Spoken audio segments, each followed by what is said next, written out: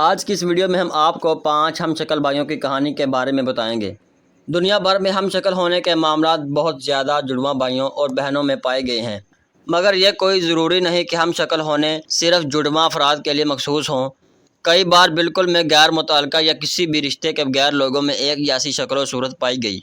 ہم شکل ایسے دو یا ان سے زیادہ اشخاص کی مشترکہ کیفیت کے بیان کے لیے استعمال کیا جاتا ہے جو لازماً شکل و صورت میں ایک جیسے ہوں۔ کئی شکل کے علاوہ دو لوگوں میں اور بھی کئی مشابہتیں ممکن ہو سکتی ہیں، جیسے کہ جسامت میں، قد میں، عادت اور اطوار، چلنے پھرنے اور دیگر حرکات اور سکنات کے معاملے میں۔ آج ہم آپ کو ایک بوڑھی عورت کے بیٹوں کی کہانی سنانے جا رہے ہیں جس کے 5 بیٹوں کی شکلیں ایک جیسی تھیں۔ جیسے مٹر کے دانوں میں پہچان نہیں ہو سکتی، اس طرح ان کی بھی کوئی پہچان نہیں کر سکتا تھا۔ لہذا یہ ویڈیو آخر تک لازمی دیکھیے گا۔ ویڈیو میں آگے بڑھنے سے پہلے اس کو لائک، شیئر اور ہمارے اس Ahmad voice T V channel کو بھی سبسکرائب کریں اور بیل آئیکن کو ضرور پریس کریں تاکہ ہر نئی ویڈیو کا نوٹیفیکیشن آپ کو مل سکے۔ شکریہ۔ بسم اللہ الرحمن الرحیم۔ السلام علیکم۔ پرانے وقتوں میں سمندر کے کنارے ایک گاؤں تھا جس میں ایک بوڑھی عورت اپنے 5 جوان بیٹوں کے ساتھ رہا کرتی تھی۔ اس کے 5 بیٹوں کی شکلیں ایک جیسی تھیں، جیسے مٹر کے دانوں میں پہچان نہیں ہو سکتی، اس طرح ان کو بھی کوئی پہچان نہیں کر سکتا تھا۔ کون سا بھائی ہے، قدرت نے انہیں مختلف خوبیوں سے نواز رکھا تھا۔ سب سے بڑا بھائی اپنے منہ میں پورے دریا کا پانی بھر سکتا تھا۔ دوسرے بھائی کی گردن فولاد جیسی تھی۔ تیسرا بھائی اپنی ٹانگیں جتنی لمبی کرنا چاہے کر سکتا تھا۔ چوتھا بھائی آگ کی بے پناہ تپش برداشت کر سکتا تھا۔ 5ویں بھائی میں صلاحیت تھی کہ وہ سانس لیے بغیر کئی گھنٹے تک زندہ رہ سکتا تھا۔ بڑا بھائی اکیلا دریا کے کنارے جاتا اور بے شمار مچھلیاں پکڑ کر گھر لاتا، مچھلیاں فروخت کر کے دوسرا سامان لے آتا۔ اس طرح سارے خاندان کا وہی پیٹ پالتا تھا۔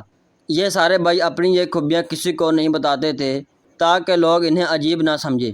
سارے گاؤں کے لوگ بڑے بھائی کی خوشامد کرتے کہ وہ ان کے بچوں کو بھی وہ طریقہ بتا دے جس سے وہ اتنی زیادہ مچھلیاں پکڑ لیتا ہے۔ وہ ہمیشہ انہیں یہ راز بتانے سے انکار کر دیتا۔ ایک دن گاؤں والوں کو ضد کے آگے سے ہتھیار ڈالنا پڑے۔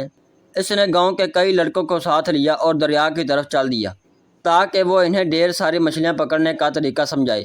جب وہ سب دریا کے کنارے پہنچے تو بڑے بھائی نے دریا کا پانی اپنے منہ میں بھر لیا۔ صرف اتنا پانی رہ گیا کہ مچھلیاں تیر کر دور نہ جا سکیں۔ پھر اس نے لڑکوں کو اشارہ کرتے ہوئے بتایا کہ وہ جتنی چاہیں مچھلیاں پکڑ لیں۔ لڑکے بھاگ کر دریا میں اتر گئے۔ لڑکوں کو دریا کی تہہ میں بہت خوبصورت رنگوں والے گھونگے بھی دکھائی دیے۔ وہاں بہت سے خوبصورت سپیاں اور قیمتی پتھر بھی پڑے ہوئے ملے۔ وہ مچھلیوں کی بجائے انہیں اکٹھا کرنے لگے۔ انہوں نے پتھروں سے اپنی جھولیاں بھر لیں۔ جب کچھ دیر ہو گئی تو بڑا بھائی پانی کو منہ میں بھرا ہونے کی وجہ سے بہت تھک گیا۔ اس نے وہ لڑکوں کو اشارہ کرنے لگا کہ وہ جلدی دریا کے کنارے واپس آ جائیں، لیکن وہ تو دریا کے اس خزانے کو جمع کرنے میں اتنے مصروف تھے کہ انہوں نے بڑے بھائی کے اشاروں کی طرف کوئی توجہ نہیں دی اور دریا کی سطح پر آگے ہی آگے بڑھتے رہے۔ بڑا بھائی تنگ آ کر زور زور سے ہاتھ ہلانے لگا، لیکن پھر بھی گاؤں کے لڑکوں نے جان بوجھ کر اس کی طرف نہ دیکھا۔ آخر جب بڑے بھائی کو محسوس ہوا کہ وہ اب دریا کا پانی منہ میں نہیں سنبھال سکتا تو اس نے سارا پانی واپس دریا میں انڈیل دیا۔ گاؤں کے سارے لڑکے اپنی لالچ کی وجہ سے دریا میں ڈوب گئے۔ جب بڑا بھائی گھر پہنچا اور ان لڑکوں کے ماں باپ نے اس سے پوچھا کہ ان کے بچوں نے کتنی مچھلیاں پکڑی ہیں اور وہ کب گھر واپس آئیں گے، بڑا بھائی بہت افسردہ تھا۔ اس نے پڑوسیوں کو سارا واقعہ سنایا اور انہیں یقین دلانے کی کوشش کی کہ اس افسوسناک واقعہ میں اس کا کوئی قصور نہیں ہے۔ اس نے سب کو بتایا کہ کس طرح اس نے لڑکوں کی منت کی کہ وہ واپس آ جائیں، لیکن انہوں نے اس کا کہنا نہیں مانا۔ اسے مجبوراً پانی دریا میں دوبارہ ڈالنا پڑا۔ ویسے بھی وہ اتنا پانی کہیں اور نہیں پھینک سکتا تھا، لیکن گاؤں والے بہت غصے میں تھے۔ انہوں نے اس کی بات پر یقین نہیں کیا۔ گاؤں والے نے اسے پکڑا اور گھسیٹتے ہوئے گاؤں کے مکھیا کے پاس لے گئے۔ مکھیا کو ساری بات بتائی تو اس نے فیصلہ کرتے ہوئے بڑے بھائی سے کہا، تم اپنی ذمہ داری پر لڑکوں کو ساتھ لے کر گئے تھے تو یہ تمہاری ہی ذمہ داری تھی کہ انہیں واپس بھی لاتے، اس لیے سزا کے طور پر کل تمہاری گردن کاٹی جائے گی۔ یہ سن کر بڑے بھائی نے مکھیا سے درخواست کی کہ مرنے سے پہلے وہ ایک دفعہ اپنی بوڑھی ماں سے ملنا چاہتا ہے، تو اس نے اجازت دے دی۔ بڑا بھائی گھر واپس آیا اور آ کر سارا معاملہ بھائیوں کو سنایا۔ اس کے چھوٹے بھائی جس کی گردن فولاد کی بنی ہوئی تھی، اس نے کہا، تم اپنی جگہ مجھے جانے دو، کسی کو پتہ نہیں چلے گا تم ہو یا تمہاری جگہ میں ہوں۔ کیونکہ ہماری شکلیں اتنی ملتی جلتی ہیں اور کسی بھی صورت وہ میری گردن نہیں کاٹ سکیں گے۔ اگلے دن چھوٹا بھائی مکھیا کی عدالت میں گیا اور کہنے لگا، جناب بہت شکریہ، آپ نے مجھے میری ماں سے ملنے کی اجازت دے دی، بس اب مرنے کے لیے تیار ہوں۔ پھر چھوٹا بھائی اس لکڑی کے ٹکڑے کے پاس بیٹھ گیا اور اپنی گردن اس لکڑی کے ٹکڑے پر رکھ لی۔ تب جلاد نے اپنی تیز دار تلوار سے اس کی گردن پر وار کیا، لیکن تلوار اس کی گردن پر لگ کر اچھٹ گئی، گردن پر کوئی اثر نہ ہوا۔ یہ دیکھ کر فوراً ایک اور تلوار منگوائی گئی جو زیادہ تیز تھی، اور پھر ایک اور تلوار، لیکن ہر دفعہ پھر وہی ہوا جو پہلے ہو چکا تھا۔ کوئی تیز دار تلوار اس کی فولادی گردن کو نقصان نہیں پہنچا سکی، بلکہ اس کی دار کند ہو گئی۔ آخر جھنجھلایا ہوا جلاد اسے واپس مکھیا کے پاس لے گیا اور کہنے لگا، محترم اس کی گردن کاٹنا ناممکن ہے، کیونکہ اس کی گردن فولاد کی طرح مضبوط ہے۔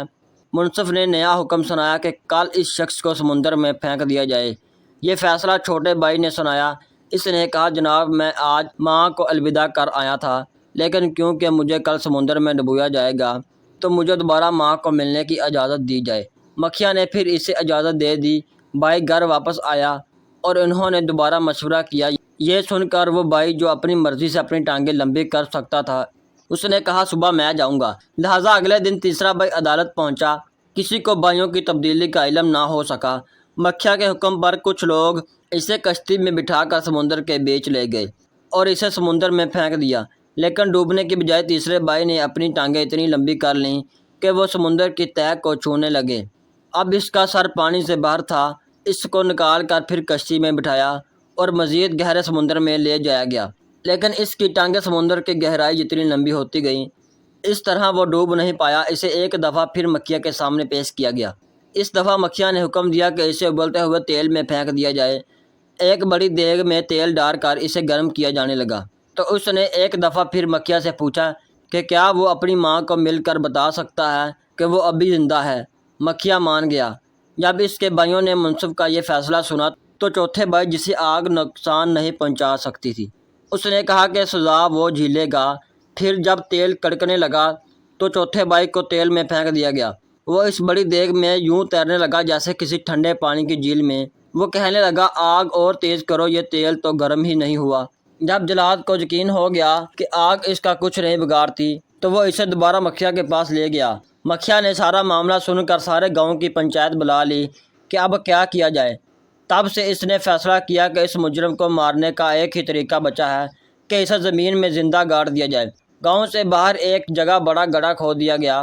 ایک دفعہ قیدی کو پھر سے ماں سے ملنے کی اجازت دے دی گئی تو اس بھائی کی جگہ پانچویں بھائی نے لے لی جو سانس لیے بغیر زندہ رہ سکتا تھا۔ پھر زمین میں پانچویں بھائی کو گاڑ دیا گیا، مگر اسے کوئی فرق نہیں پڑا کیونکہ وہ سانس لیے بغیر زندہ رہ سکتا تھا۔ جب رات کو سارے مطمئن ہو کر اپنے گھر واپس چلے گئے کہ انصاف ہو چکا ہے تو چاروں بھائیوں نے اسے گڑھے سے نکال لیا۔ پھر سب بھائی اپنی ماں کے ساتھ ہنسی خوشی زندگی بسر گزارنے لگے۔ اللہ تعالی ہم سب کو بری آفتوں سے بچائے، آمین۔ ایسی اور دلچسپ ویڈیو کے لیے ہمارے چینل کو سبسکرائب کر کے بیل آئیکن کو ضرور پریس کریں تاکہ ہر نئی ویڈیو کا نوٹیفیکیشن آپ کو مل سکے۔ اللہ پاک ہم سب کا حامی و ناصر ہو، آمین۔ اللہ حافظ۔